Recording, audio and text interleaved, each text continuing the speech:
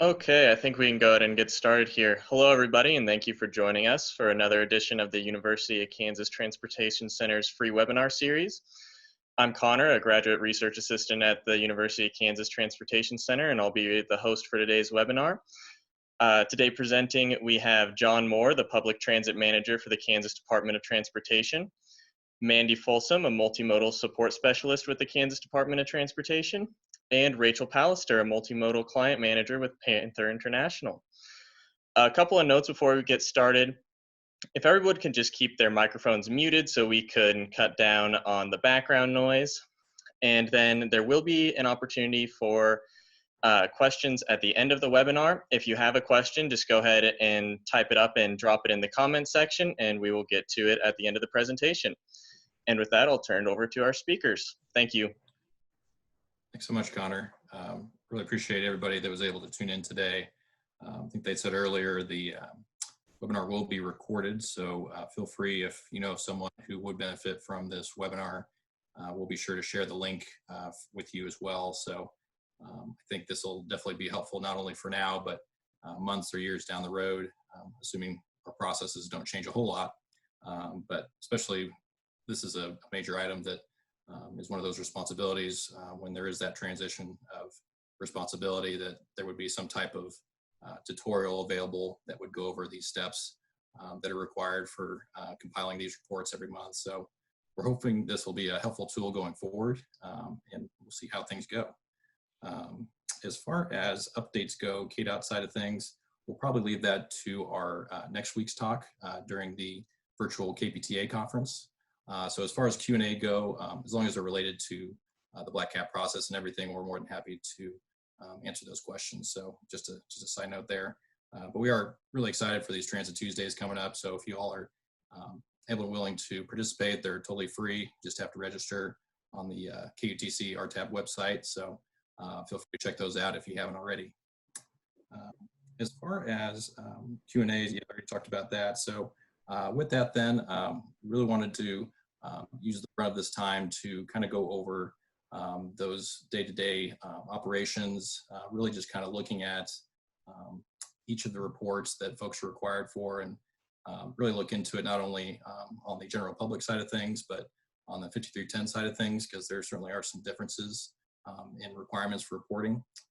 So whether you're just a novice or you've been doing this for a while, we're hoping everyone can kind of take a little bit out of this tutorial here as we get into it. So without further ado then, I just wanted to take an opportunity to introduce Rachel Palester and Mandy Folsom.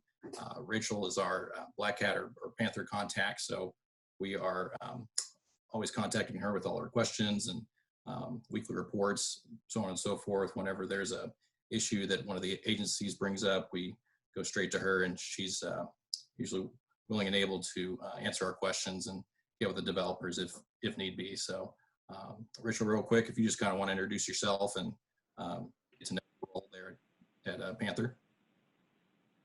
Yeah, thanks, John. So yeah, like John said, I'm Rachel, and I'm with Panther International, and I am located in Boise, Idaho. And yeah, I work hand in hand with everybody over at KDOT to just assist with the Black Cat system. And I came from the Department of Transportation in Idaho in the transit office. So it's helpful because I have a lot of understanding of what all of the agencies are dealing with in their day-to-day operations, as well as the KDOT staff and all of the different FTA requirements and things. So I'm really kind of that liaison for them and for you guys to just help ensure that the system is helping everybody do their job and be able to keep things moving, because the last thing we want is for our system to be preventing you from being successful and doing the things that you need to do every day. So yeah, it's just a pleasure to be here and answer any questions that everybody has. Thanks again, Rachel. We're hoping she can kind of chime in when needed if there's any other issues that folks have been coming across that are purely Black Cat related and not so much on the program side of things. We're hoping myself and Mandy can kind of fill in those questions as well, but appreciate her spending the time to be on this webinar as well. So With that, I think I will hand it over to Mandy. Mandy Folsom is with KDOT as well. She is definitely the main person when it comes to reviewing reports and just keeping us all on track. So we really appreciate her help. She's definitely integral to our public transit team. So we'll hand it over to Mandy and get this ball rolling. With that being said, all the information that you do see today is really just in our test format and our test page. So we did not use any local financial information of any of the agencies or anything. So these are all just kind of made up numbers, but it's really just there to tell a story and show the process as you would see it as a user, but just without any other detailed information from any particular agency. So with that, I'll hand it over to Mandy. Hey guys, thanks for tuning in. I'm gonna go over, I think we just decided to start with the reporting just to kind of refresh everybody. We have some newcomers coming in. So we just wanted to kind of go over that, and if you have any questions, we'll catch those at the end. I'm gonna run through pretty quick so we have time for all that. Let me find my screen here. So I'm going to start with the vehicle report. The vehicle report is pretty much the same for both the 5310 and 5311s. When you go into the reporting, of course, you're just going to add a new report. We're going to select vehicle, select the year that we're currently in, not the contract year. We're going to just go with July because that's what we're working on right now.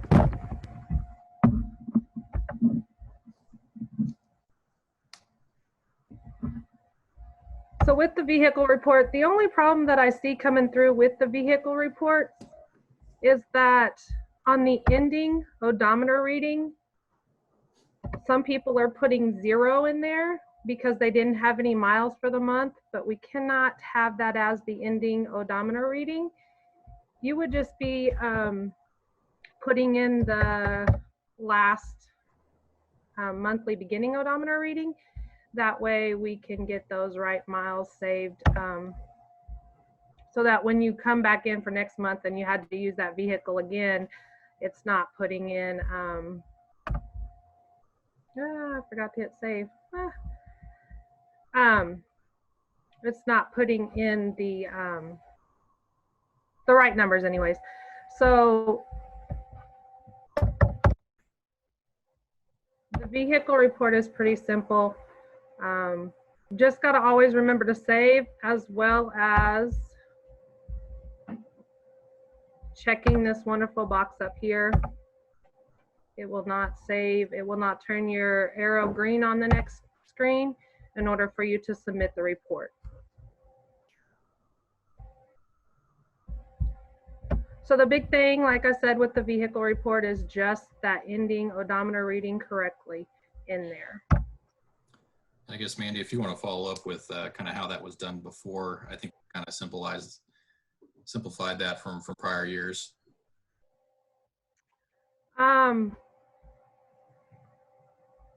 Before we had changed it, we had all of your vehicles on there, just putting in the miles, and then you would hit add to go into the ridership report, but we've changed all that. So this vehicle report is something new as of last year, to where you're just putting in the miles on this report. Is that what you were talking about, John? Yeah. So, when it comes to any of these processes, we're certainly keeping an eye on things to make things more efficient and more easy for the users. So like we were saying before, when we get into the Q&A type session, if you just have regular comments, things that you run into, feel free to bring those up, and we'll check with Rachel and see how easy that would be to switch.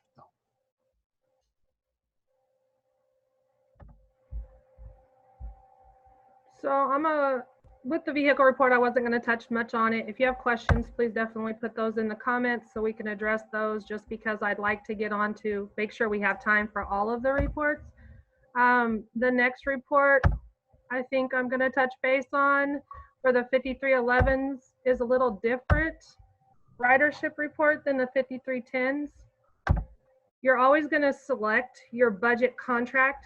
We have now made these changes to where you should only be able to select the current contract that you are doing at this time.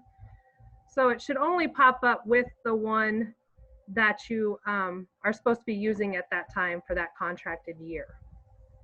The selected year always gets confused. You're always going to select the year that you're currently in. So even though we are in our budget contract of 2021, we are still in 2020 as the year. I'm going to click July here. Some changes that we made on the ridership report this last year was that all of your vehicles are now as together. They're not individually, so you'll put your amounts in there, your total trip types and stuff for all of the vehicles together. We did also make sure that you have to have something in each one of these blanks, depending on what services you guys provide, either demand response or fixed route, or if you have taxi as well. With that, the only difference between 5311 and 5310 is that 5311, this is an old one. That one was the 5310 report. I was going to see if there was another one on there, but there is a difference between the 5311 and 5310. On the 5311, there is another option for them to select on their drivers. I believe it asks how many drivers you have available and how many are volunteer on that rider report. So that's the only difference between the rider report for 5310 and 5311. Sorry, I'm so used to clicking out of these so soon. As you can see, you do have to fill in every blank in order to move on, in order to save.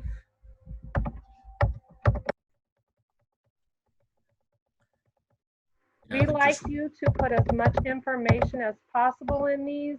So it's easier at the end of the year when we go to do reporting, as well as for you as well. Just gives more detail for when we do NTD reporting and when we have to pull ridership information for other parties that we have to report to. Yeah, I guess, Mandy, real quick also, if you are just providing demand response services, that will be the only column that should be showing up. So if for some reason your agency has the fixed route option, I wonder if maybe you could go in to see exactly how to remove that from their system. Mandy, if that's something easy. Yes, the modes. Yeah, I can jump out of here real quick. In order to change anything with your organization is going to be under the organization overview. And of course, you're just going to click the edit here, which will then take you to all of your information. Say you have an email address that needs to be changed, any kind of information as far as contacts and stuff like that. And here is where your modes are in this area here. So you can change it just by clicking them off or back on, depending on what you have available on your modes.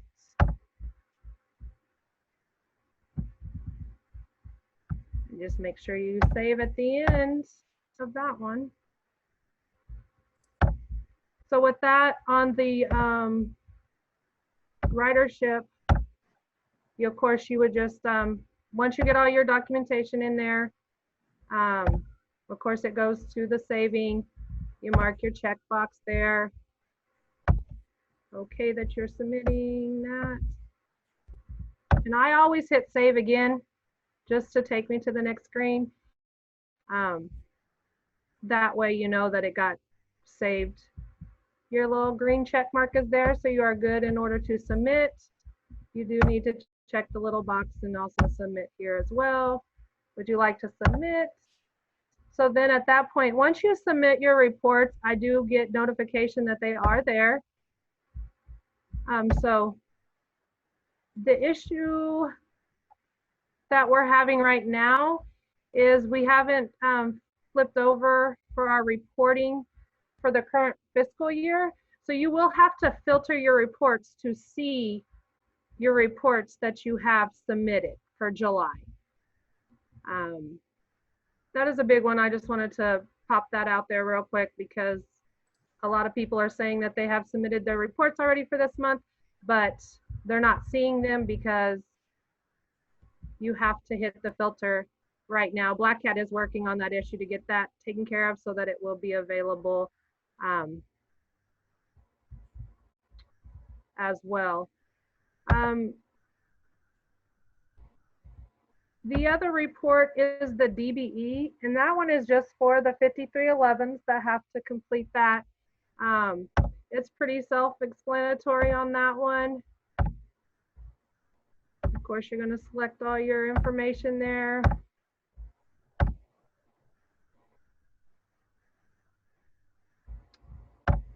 The biggest thing that we see with the DBE report is that when you go in here to add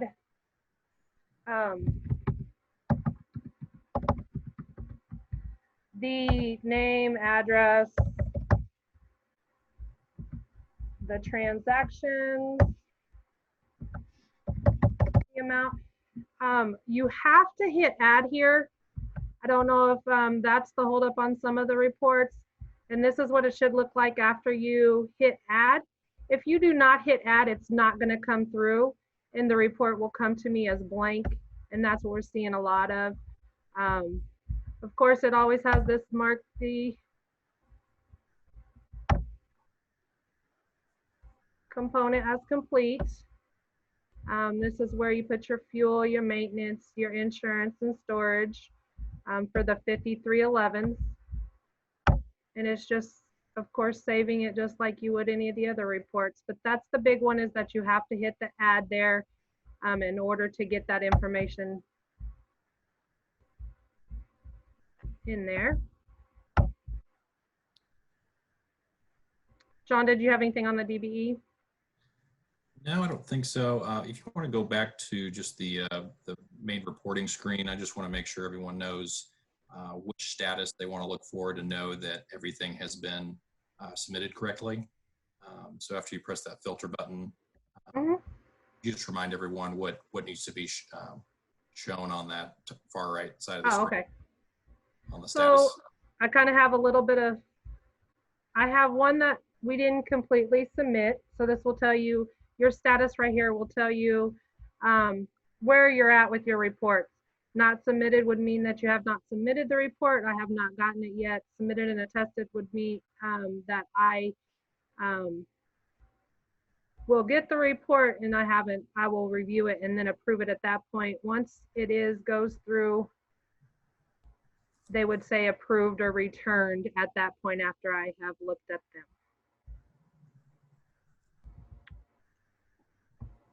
All right, so I'm gonna go with the budget report because it's the big one. It's the big report here. Of course, once again, this one does have the budget contract. You should only be seeing one option. I know before there's always been a couple options, but this one here, we have now fixed that to where we only see the only in current budget contract that you should be selecting. The year is the current year that we're in the month. So the 5311s has the project admin on here, which the 5310s do not. I'm gonna try, if we have time, to jump over to 5310 and do one, but it's just the same as far as this one here. It's just we have the extra project admin for 5311s. So with the operating, the big changes that we made within the last year on this is this project income here. We do want you to put in your project income first. In order to get your numbers to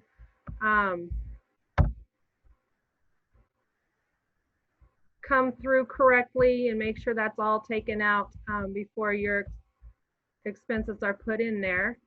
As you can see that it's already in there.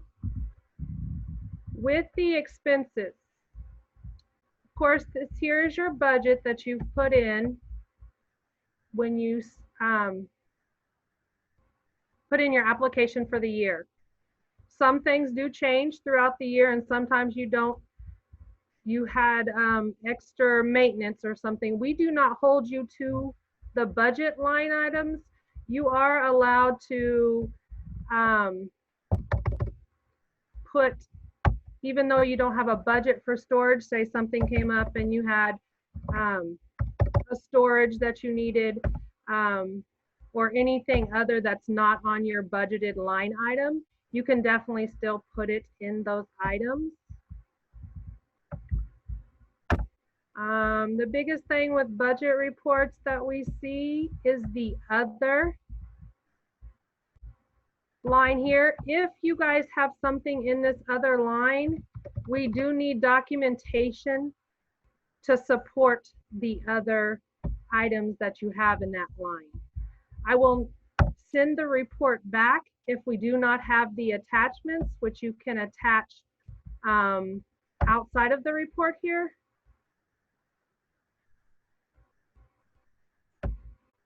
Here at the bottom under active documents, you need to upload any supporting documents to back up any other or any receipts that you have over the budgeted amount or something that's been approved from us. Even if it's an email, you can attach it there. Anything that would help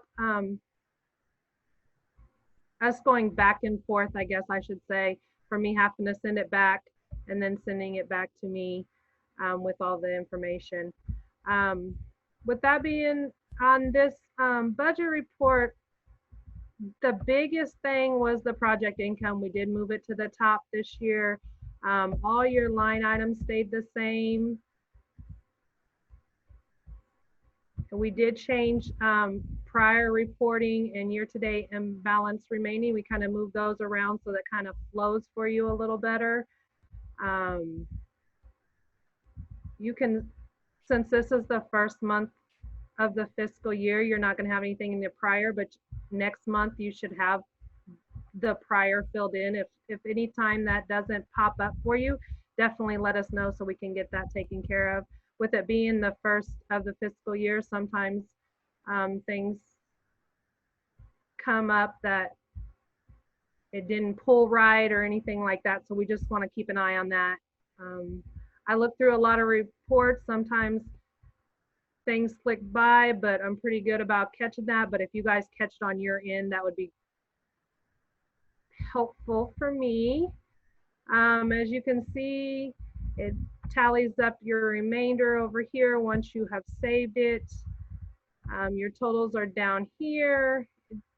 We always double check these before approving any reports.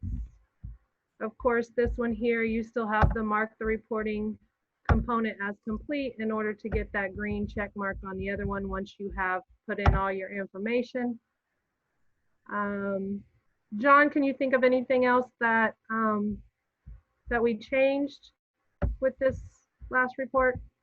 No, not that I can think of. If you stay on that bottom part, I just wanted to note, because of the CARES Act funds, the federal share is at 100%, whereas any other year that would have been, I believe, 50%, and then I believe 20% would have been state share, and then the local share would have been 30%. Yeah.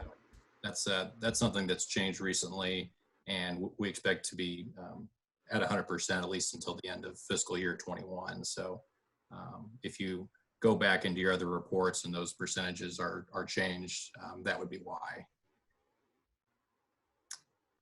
But yeah, other than that, I don't think that's about it. Another CARES Act or COVID related item as far as other expenses, we have been letting agencies know that if there are any COVID related expenses, so you're purchasing PPE equipment or any other cleaning supplies, things like that, we would just asking folks to put that under the other category and then just properly document that with an invoice or receipt.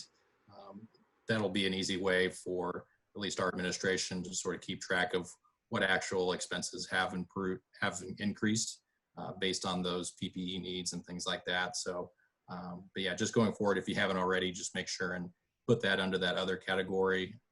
We do still have procurement limits as far as thresholds go for bids. So if you're looking for any larger purchases that are over that $5,000 micro purchase amount, that's not a federal standard. That's a state standard that we abide by. Please contact us. I believe as far as any other maintenance required, though, I believe the threshold's 1,500, right, Mandy? I think that's right. Yes, correct. And those have to have prior approval. Right. So if anything goes above that threshold, be sure to contact our staff and we'll walk you through those steps as far as any other procurement needs. But as far as other dollar amounts or any other categories, like I said, these line items haven't really changed a whole lot.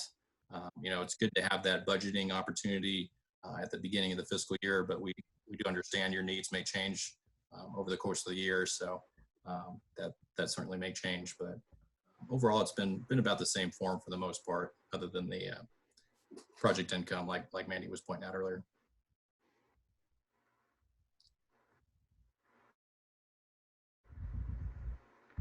So once you have all of your expenses in and saved and check the little box at the top there, you should come back to this screen here, which then you are able to do your project admin, and it's kind of the same thing with that. We have the other, if needed, anything like that. A lot of saving so you don't lose your information. I always save probably more than what I should, but and that check mark is the key there. There's nothing that changed as far as the project admin line items or anything like that. We just kind of changed the order of the reporting on that. And this here is the CARES Act again, of course, that John was talking about, how it's paid at the 100% instead of the breakdown. Once those are done for the 5311s, then you are able, as long as you have your green check marks there, you are able to submit the report by checking this box and submitting. With the 5310s, of course, you're just going to have the operating. I'm going to switch over real quick to that agency.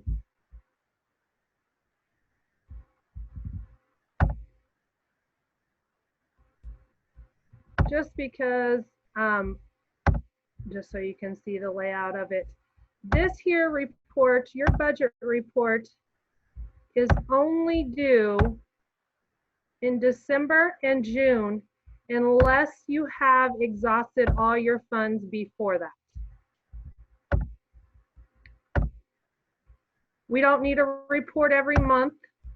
We just need it those 2 times a year, or unless you've exhausted your funds for that time. I have some agencies that wait till June. We have some that do in December and June. We have some do it as soon as they exhausted your funds. So it's just at your preference, but I will not, we will not take them monthly. So with this, it's kind of the same budget report as the 5311. Basically, we want you to do the same thing as far as putting your project income in first, and then your expenses, any other supporting documentation, all that. With that, so nothing really different there. I just wanted to show you the layout, that it would just be the operating and not the admin with that, and kind of go over when to submit those reports as far as just in December and June. or when you exhausted all your funds for that. And I think we had a couple questions. We checked with Black Cat support on some other issues. Right now with the inventories, a lot of you may notice that you can't add or delete any of your vehicles. We have locked that for the purpose of just keeping track of inventory. So if there, once we get the vehicle, all the information from the vehicle, your new vehicle, Kelly does send payment out, and then she does hand it over to me to where I will add the vehicle in at that point. Once the vehicles are in there, if there's any additional information that you guys want to add, we put the VIN in, and of course I always include your dot number, K-dot number there.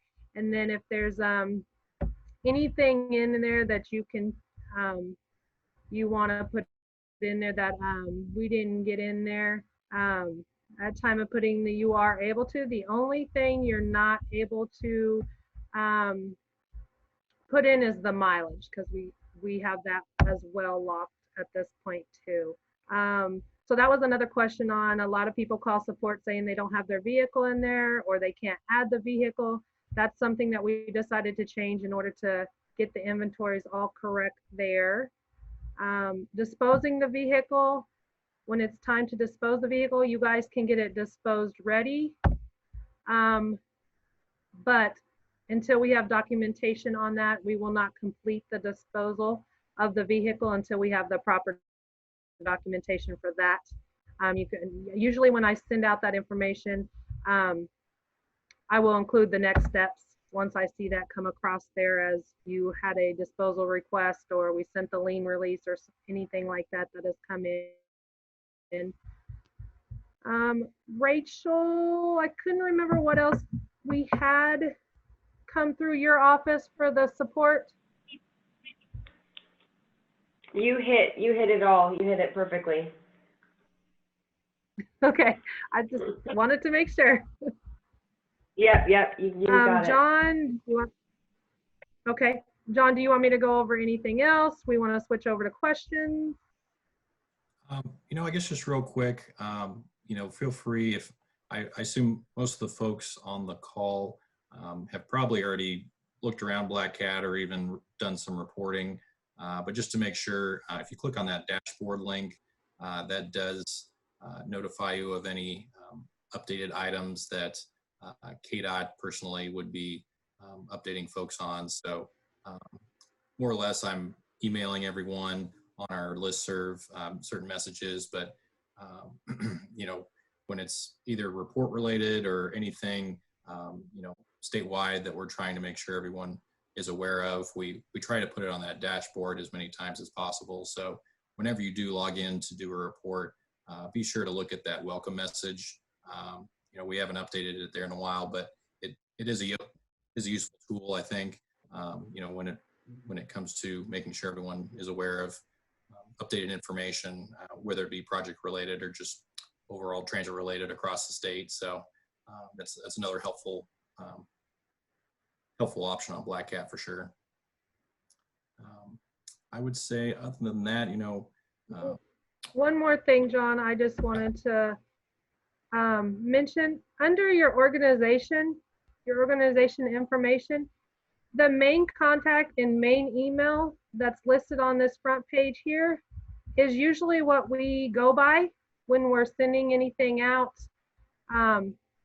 mailing anything, emailing anything like that. This is the information we go. So at some point, if you have a main contact change or an email address change, please go in and update that as soon as possible. That way we can get the correct information. Sometimes when we send out an email, maybe the email changed due to staff change and we're wondering why we haven't received something back, or even with, if I'm correct, Rachel, is the email here listed on their organization is the ones that you guys refer to if we need to email from here? Exactly. Yep, that's correct. So if I kick back a report and your email here is not correct, you won't know that I kicked it back until I email you personally or anything like that. So please just remember, because we're running into this staff changes or anything like that, that you guys are not updating your information as the agency. So we're finding that we're emailing wrong people and no longer useful emails or anything like that. You can add, if you have a new employee that needs access to Black Cat, you can add them in here if they need it, or if they don't need access, you can still add them in there as far as the contact. As far as giving them access, we will have to do that through our side over here, but that's easy once we have the information we need. So that was just one more thing, John, I wanted to point out on updating their information when it comes available.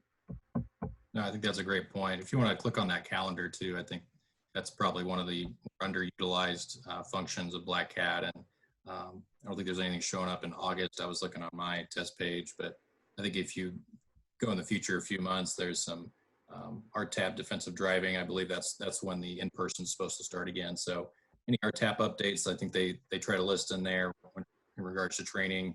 Some of the CTDs are also listing their meetings on the calendar too. So I'm not sure who has access to create an event. I don't know if Mandy or Rachel knows that, but if it's more just the main contact for each agency. But I think this is another good tool though that folks may not be aware of. Right. So if I'm correct, Rachel, they are able to add and edit, right? Yes, if they're setting up their own, then they can absolutely add and edit and do whatever they want. But the events that KDOT sets up on the calendar as public for everybody, they can't edit those events. Okay. Right.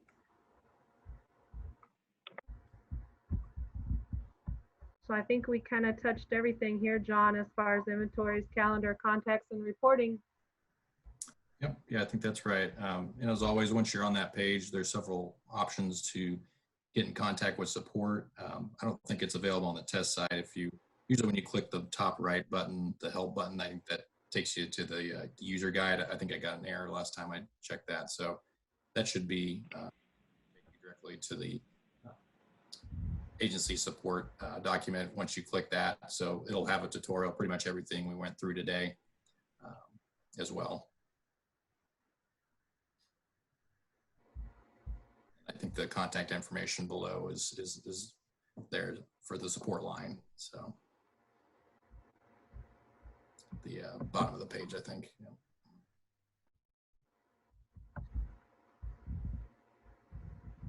Yep. Okay, well, thank you, Mandy and John. We do have a couple questions here. Sure. The first being, does KDOT decide the vehicle condition, good, excellent, etc., or should the agency be responsible for that? I think you got that, Mandy. It does need to be filled out before, if you're referring to the vehicle, it does need to be filled out, and that's, you guys are able to make that determination. It should come on your inspection sheet as well. Every year your vehicle's inspected, so I would just use that as well as a guide on the condition of that vehicle. Yeah, so those are our district office inspectors that are going around and inspecting vehicles on an annual basis. So I believe their rating is qualitative and quantitative. So I think they have a 1 through 5, and then also the other rating as well. So. Okay, and we have another question here, just on if we want to take a little time to discuss grant tips, or if there will be another training for that at a later date. I don't know if KDOT has anything planned on that. That would be something that we can certainly look at making another webinar about, though, if KDOT doesn't have any training already set up for that. No, not that I'm aware of. I want to say I'm trying to remember if that was on the slot already for RTAP as well, but I know we have offered assistance before. I believe my predecessor, Mike Spatafor, has also led an effort in grant applications that he has hosted in his CTD and CTD1, which is a great program. So if that's something that folks think would get a lot of value in, we can certainly do something like that in the near future. And John, I did, while you were talking there, I went back and looked at our schedule for webinars, and it is in our topic list. Grant applications is in our topic list for RTAP. Okay, gotcha. And so we can do a webinar on that this fiscal year.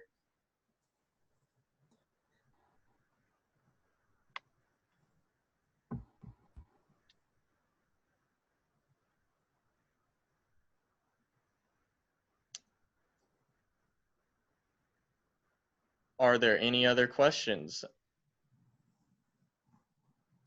Like I said before, if anyone doesn't think of anything right now, as always, feel free to contact us in the future or contact the Black Cat support. We're always willing there to answer your questions, and really we're hoping that this will certainly be a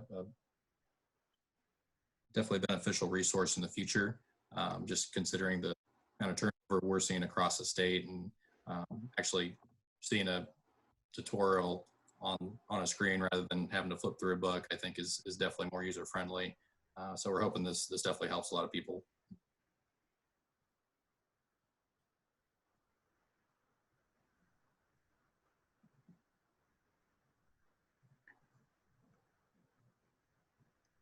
Okay, so with that, it doesn't look like we have any more questions. So I'd just like to thank you all for coming, and thanks to our presenters, Mandy, John, and Rachel, for being here and taking the time to do this webinar.